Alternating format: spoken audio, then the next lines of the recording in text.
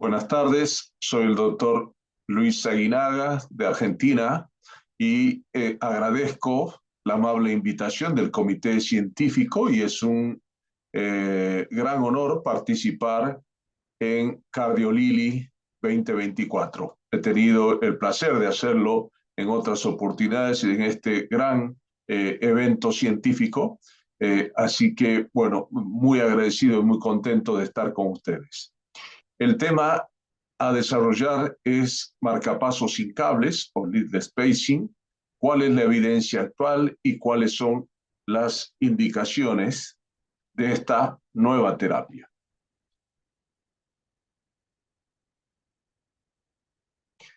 Empezamos con un caso clínico, paciente de 30 años, varón con cardiopatía congénita compleja, con marcapasos convencionales, 5 marcapasos endocárdicos, 2 marcapasos epicárdicos, en un transcurso de 3 años prácticamente, con 2 años, paciente internado, donde cada vez que se intentaba suspender antibióticos, se implantara un nuevo dispositivo, la infección se reactivaba.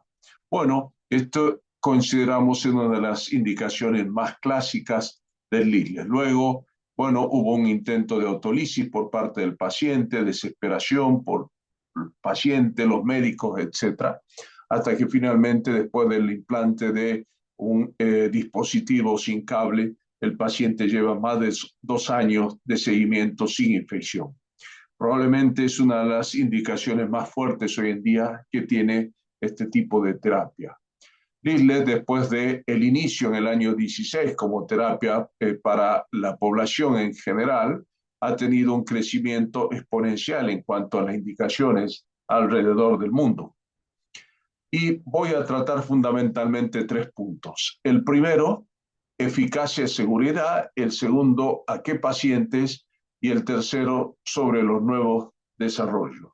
En cuanto a eficacia y seguridad, la evidencia científica empezó con Lidles, podemos decir, con este estudio inicial en el 2015, publicado en New England, con más de 700 pacientes en 50 centros, donde se mostraba de que utilizar estos dispositivos era seguro, de que había eficacia y que las complicaciones eran bajas. Bueno, esto llevó a una aprobación de FDA y ya empezaron a llegar posteriormente los registros en el mundo real. Esta publicación de 2018, ya con más de 1.800 pacientes, mucho más centro, mostraba incluso mejores resultados que el estudio piloto. Esto ya en el mundo real. Y luego se fue ampliando hacia mayores números, esto de Medicare, ya publicado en Harrin 2020, 5.000 pacientes con Lidles comparados con casi 10.000 convencionales, ¿sí? Con no estudios randomizados, sino simplemente comparación de terapias con una serie de pacientes. Bueno, mostró que esta terapia era tremendamente segura, el éxito de implante era muy grande, con pocas complicaciones. Luego vendrían los seguimientos, aquí tenemos, por ejemplo, a 3 años, con Micra, publicado el año pasado, un seguimiento muy importante, el mayor hasta ese momento, ya en todo el mundo, con números globales muy grandes. Y de este año, de El Chamí, 5 años de seguimiento con estos dispositivos Micra, donde se muestra que, por ejemplo, para las revisiones del sistema, comparados con el transvenoso, como se ve aquí, los datos de Micra eran muy superiores en cuanto a estos puntos, que, bueno, habían menos complicaciones en el agudo, menos complicaciones en el crónico, que había menor necesidad de revisiones y, muy importante, cero infecciones, un punto fuerte de esta terapia. Luego vino en el año 22 el Micra-B, que es el dispositivo con capacidad de censar la aurícula con un sensor específico que fundamentalmente puede seguir la activación mecánica auricular y con eso sincronizar la contracción auriculoventricular o el seguimiento de la aurícula desde la cámara ventricular con un solo dispositivo. Bueno, la mayoría de estos dispositivos, puedo decirles que hemos implantado en Argentina, corresponden a estos Micra AB, que es una evolución en esto. En cuanto a la técnica de implante, se ha simplificado muchísimo. Es realmente sencillo, acceso femoral con un sistema de liberación, un sistema de acceso, siempre buscar hacia el septum. Aquí tenemos en oblicua derecha, oblicua izquierda. Una vez que uno tiene la ubicación septal, procede la liberación del micra. Ahora, ¿a qué pacientes? Fundamentalmente, y de acuerdo a las últimas guías europeas de estimulación cardíaca, podemos decir que hay unas indicaciones del tipo 2A, cuando no hay excesos vasculares, cuando el riesgo de infección es muy grande o cuando hay infección activa, con pacientes con hemodiálisis. Fundamentalmente son los grupos en los cuales tiene esto mayor indicación. Esto fue ratificado en una publicación del 2022, ¿sí? Donde se agrega el tema de la disfunción de la válvula tricúspide. Brevemente repasamos estas indicaciones.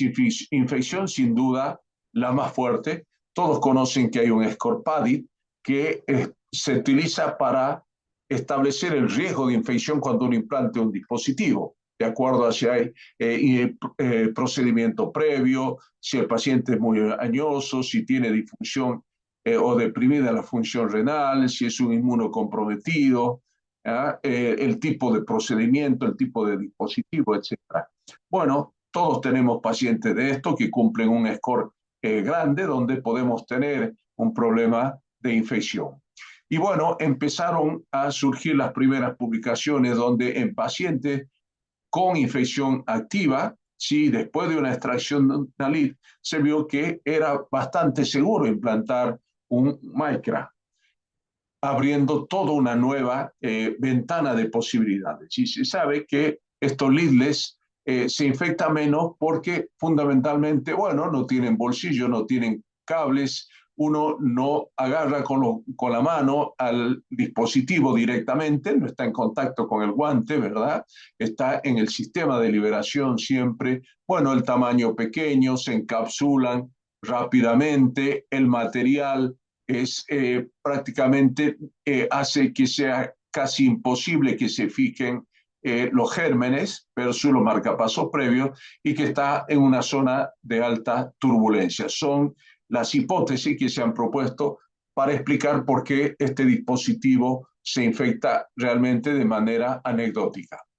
Bueno, aquí vemos una imagen anatomopatológica de un dispositivo sin cable totalmente encapsulado.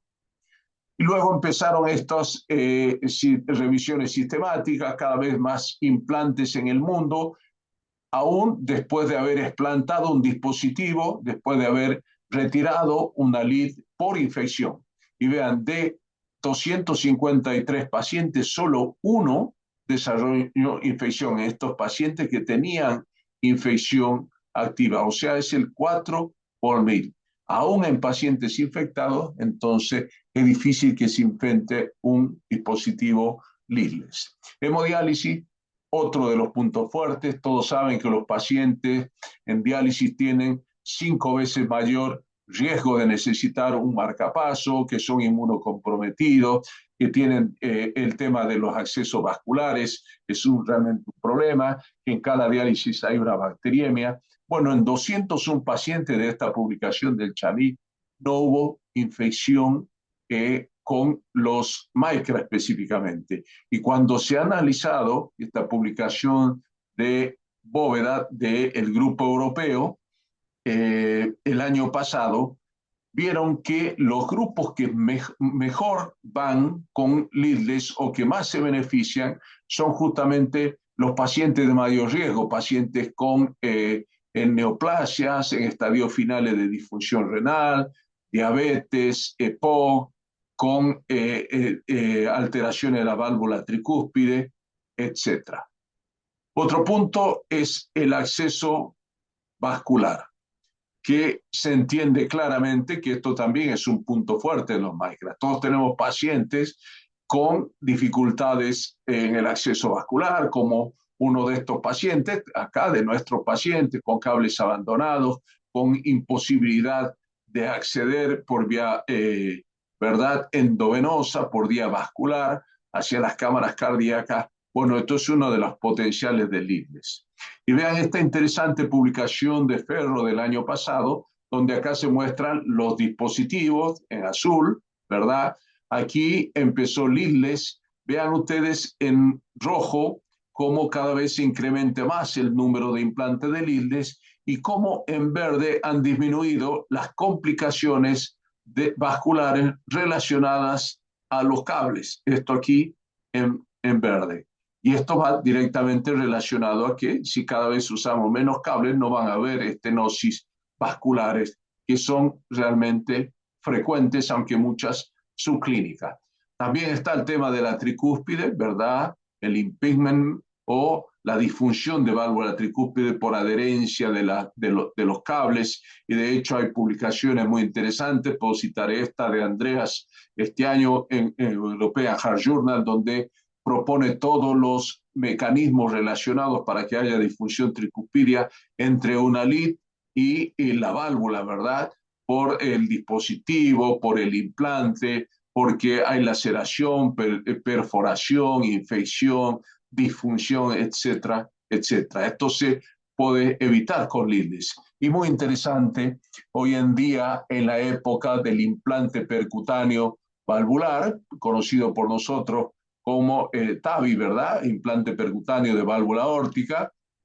Vean, en muchos pacientes de alto riesgo se están implantando simultáneamente en el mismo acto el leadless. Aquí vemos paciente con marcapaso transitorio, implante de TAVI e implante de leadless. En esta publicación, también muy reciente de ya que se ha revisado este punto, se ve cómo cada vez más se implantan leadless en estos pacientes after TAVI inmediatamente y cómo tenemos menos complicaciones incluso relacionadas al dispositivo con leadless, aquí en azul, versus rojo, el transvenoso. Interesante como una nueva indicación de este leadless.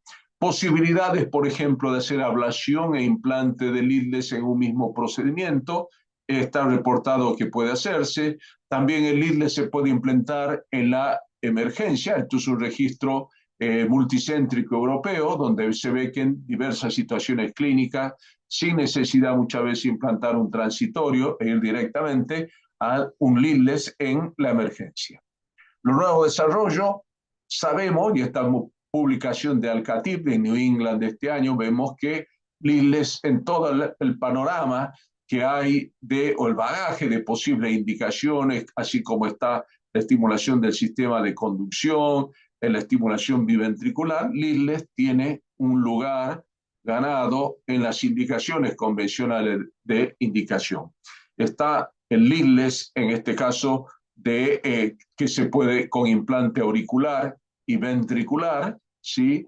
De otra de las firmas, también el endocárdico, leadless endocárdico, para saber la posibilidad de estimular endocárdicamente en la resincronización, algo que es el WISE CRT System y que se puede comunicar con un dispositivo y alimentar desde un dispositivo, desde una batería, en el tórax, etc. Recientemente publicado el Modular ATP Leadless Pacing, donde se establece una comunicación entre el desfibrilador subcutáneo y el dispositivo de el leadless intracardíaco, con posibilidad de antitaquicardia pacing o de estimulación ventricular.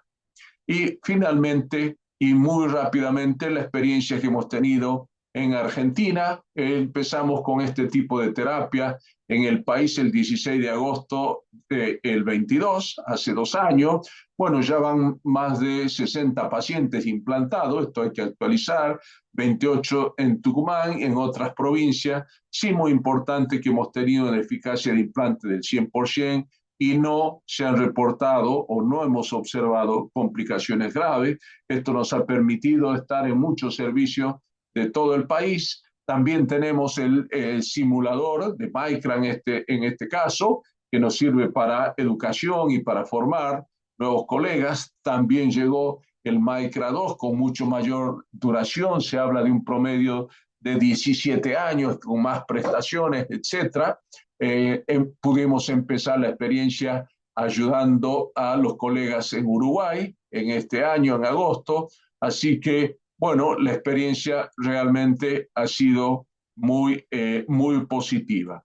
Como conclusiones, podemos decir que algunos pacientes se pueden beneficiar mucho de un marcapaso sin cable, de un leadless, y que debemos conocer la terapia y debemos estar involucrados porque nos da muchas más alternativas en todos los escenarios clínicos que se nos pueden plantear, tales como hemos mostrado, y que la terapia de estimulación ha progresado exponencialmente y debemos conocer todos estos nuevos desarrollos para la posibilidad de aplicarlos en nuestra práctica clínica. Bueno, participarles de nuestro próximo summit la semana que viene en Tucumán con invitados especiales de gran relevancia. Eso es todo. Bueno, nuestro equipo de trabajo en el CIAT en Tucumán, Argentina. Eso es todo. Muchas gracias.